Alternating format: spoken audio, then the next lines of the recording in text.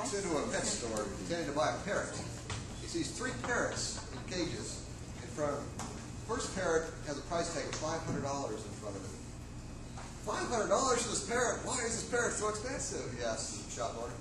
Well, that parrot can use a computer.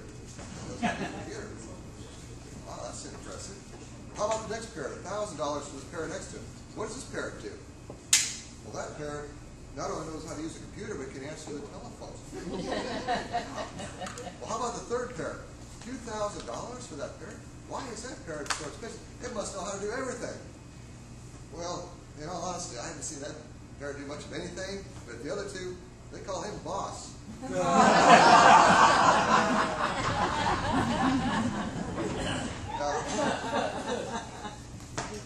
I've been involved in grocery store management for about 25 years, the last 11 on a corporate basis. And when everybody asks me, Dave, what is it you do? My standard answer is as little as possible.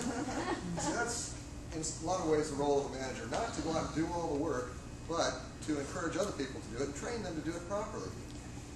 Now, the last 10 years or so, I've had a habit of making store visits. And part of what I look for are store conditions. If I see a bread table with nothing on the shelf, I know there's something wrong in that store because we do have some standards of excellence that we're trying to uphold within the store. When I became an area governor a few years ago, I noticed the relation between being an area governor and being a manager with the grocery store. As area governors, don't you visit your clubs? You have standards of excellence and you're trying to uphold within the clubs? Yes. Absolutely. Do you know what that club is supposed to look like? If it looks like this, you know the problem. Now, before I go to a store to visit, I'll do a little homework first. I'll look at the store's profile, their sales, find out who's working there. If they're working at the day I intend to go in, do a little history. When you do your club visits, you want to do the same thing. Find out as much as you can about that club. Talk to your area governor from the prior year, possibly your division governor this year. Remember, when you're making your visit, you're representing someone else. I'm representing my company when I go to visit a store.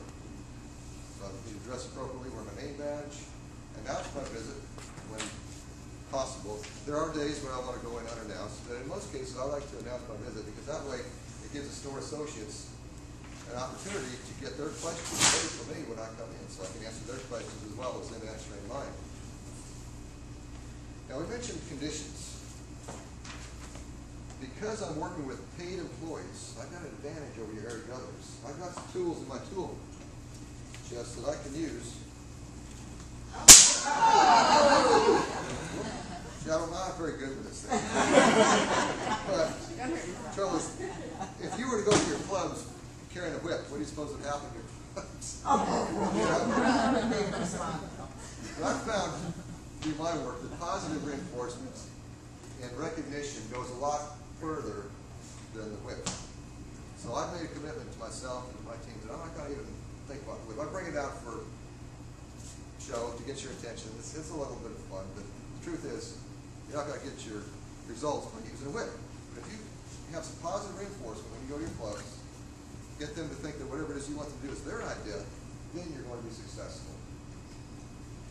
Now, what I've done on the job is to recognize my associates. For the last 10 years, I've been responsible primarily for the receiving clerks who work in the back ends of the store. I came out with a newsletter that I distributed once a month, including a wanted best back room contest. It was amazing how that worked to get people on board.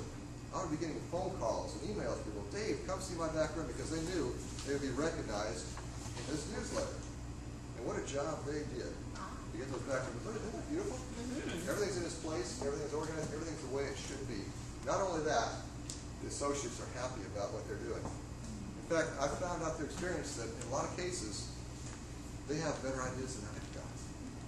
Now, I can come in and set it up the way I think it should look. In a lot of cases, their way is much better. So I present this to you today for you to understand what it is you're going to do when you go into your clubs to meet with them.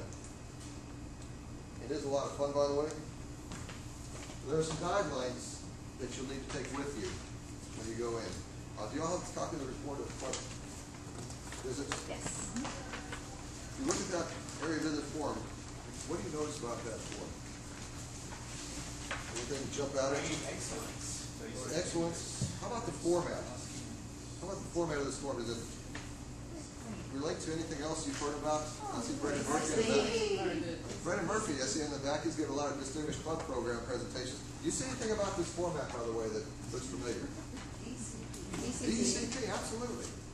A successful club is going to set their sights on the distinguished club goals. So when you go to evaluate your club, you want to use this format, which essentially is a DCP, as a measuring stick of the club's health, the club's success.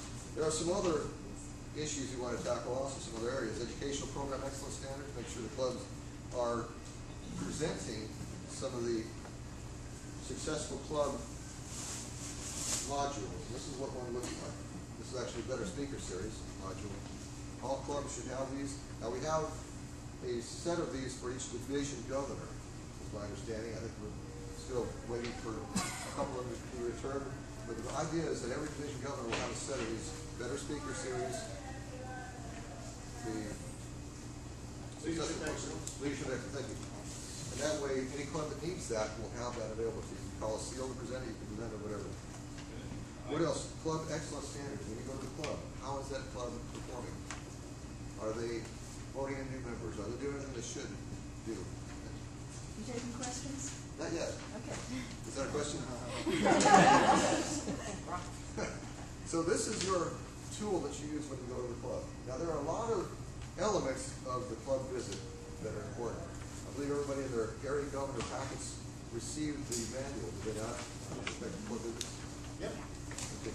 And we're going to cover everything in a really, really short time today.